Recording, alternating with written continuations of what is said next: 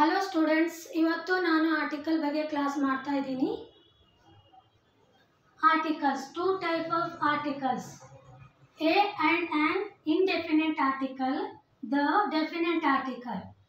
A and an ಒಂದು ಎಂಬುವ ಅರ್ಥ ಕೊಡುತ್ತದೆ. For example, there is a book.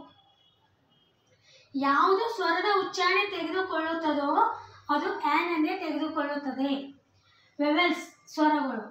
A E I O ಯುಗಳಿಂದ ಪ್ರಾರಂಭವಾದ ಪದಗಳೆಲ್ಲ ಆ್ಯನ್ ಅನ್ನು ತೆಗೆದುಕೊಳ್ಳುವುದಿಲ್ಲ. ಸ್ವರಗಳಿಂದ ಪ್ರಾರಂಭವಾಗುವ ಪದಗಳಿಗೆ ಗಮನ ಕೊಡದೆ ಅವು ಯಾವ ಥರ ಉಚ್ಚಾರಣೆ ಆಗುತ್ತವೆ ಎಂಬುದನ್ನು ನಾವು ಗಮನ ಕೊಡಬೇಕು.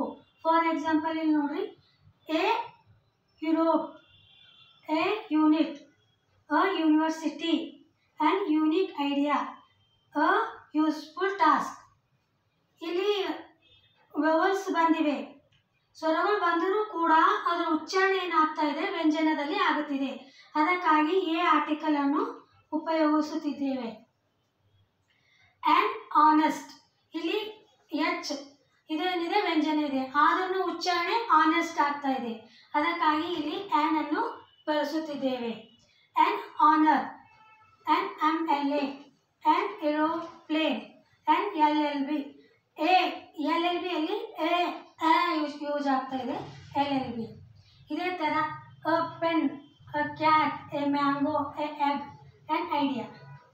Thank you. ಆರ್ಟಿಕಲ್ ಬಗ್ಗೆ ಸ್ವಲ್ಪ ತಿಳಿಸ್ಕೊಡ್ತೀನಿ ಅಂದ್ಕೊಳ್ತಾ ಇದ್ದೀನಿ. Thank you.